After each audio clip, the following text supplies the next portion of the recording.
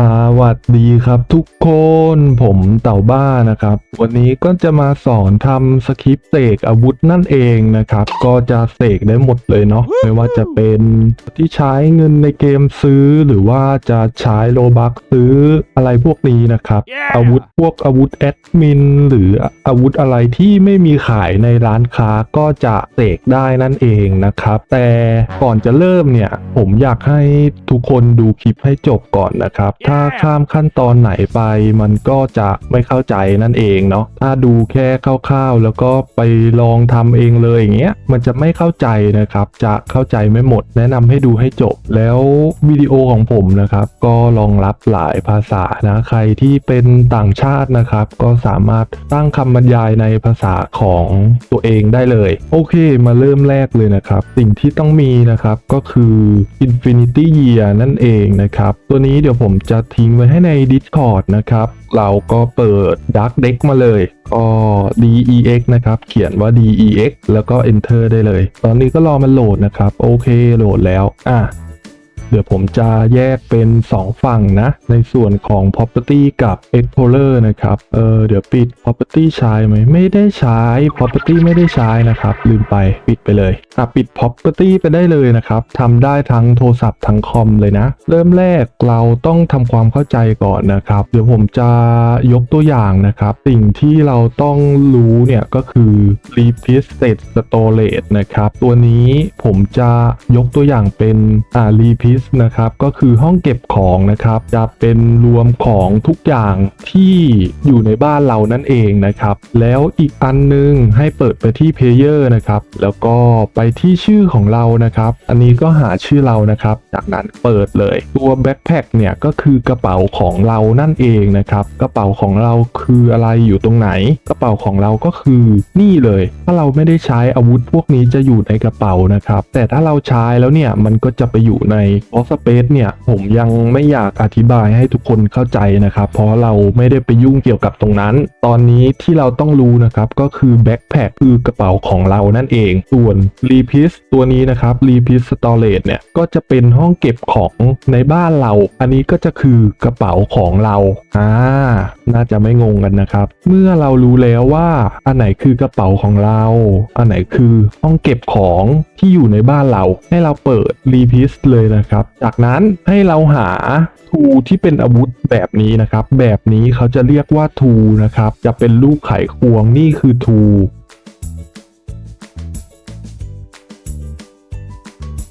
ก็คืออาวุธเดี๋ยวเปิด property ให้ดูนะครับเมื่อเราคลิกที่ tool เนี่ยให้เราดูที่ property นะครับดูที่ class name ตัวเนี้ยมันจะบ่งบอกว่าแต่ละอันคืออะไรอย่างเช่นเนี่ยผมคลิกอันนี้ class name มันคือ tool ก็คืออาวุธนะครับอย่างเช่นผมคลิกเอาเป็นอันนี้แล้วกันนะครับผมคลิกที่บูแล้วมาดูที่ property ตรง class name นะครับก็จะเห็นมันเขียนว่าโมเดลนี่คือวิธีการดูนะครับว่า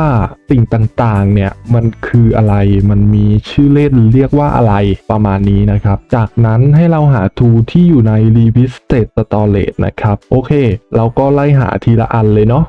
ดูที่ access ก่อนนะครับส่วนมากเนี่ยเกมต่างๆเขาจะเก็บไว้ใน access นะครับแต่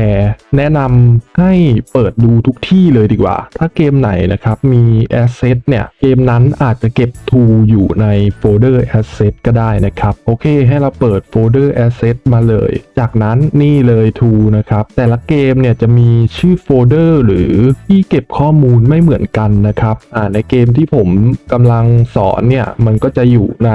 repeat แล้วก็ asset แล้วก็ tool นั่นเองนะครับเปิด tool ได้เลยเปิด tool แล้วก็จะเจอโฟลเดอร์อีกทีหนึ่งก็จะมี bash มีพวกระเบิดแล้วก็ RPG นะครับผมจะเอาเป็น bash ก่อนเลยเริ่มต้นที่ bash นะครับโอเคเนี่ยเดี๋ยวผมจะเสกอาวุธตัวนี้นะครับ Rainbow Bash ตัวนี้เลยที่ต้องเสีย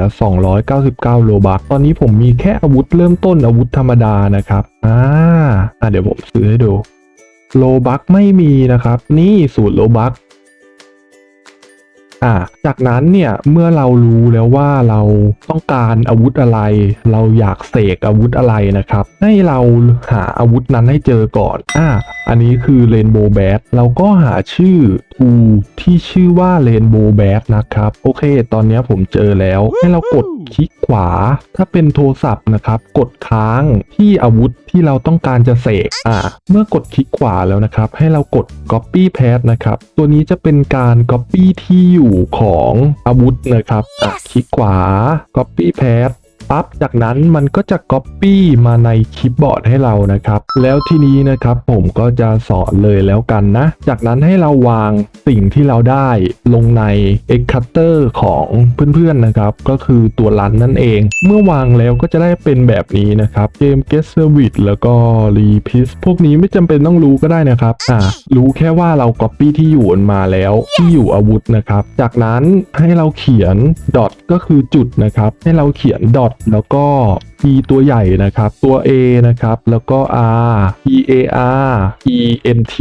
อันนี้ก็จะเป็น parent นะครับผมลืมขยายนะครับเดี๋ยวขยายให้ก่อนโอเคแล้วผมจะอธิบายนะครับว่าทำไมเราต้องเขียนว่า dot parent dot parent เนี่ยมันจะเป็นตัวสั่งการนะครับว่าเราต้องการเอา Rainbow Bat เนี่ยก็คืออาวุธ Rainbow Bat ตัวนี้นะครับให้มันไปอยู่ที่ไหนแค่นี้เลยเข้าใจง่ายๆนะครับคำว่า dot parent เนี่ยของทุกอย่างในเกมนะครับมันก็จะเหมือนของเล่นที่มันต้องมีที่เก็บนั่นเองนะครับไม่งั้นเกมก็จะไม่รู้ว่า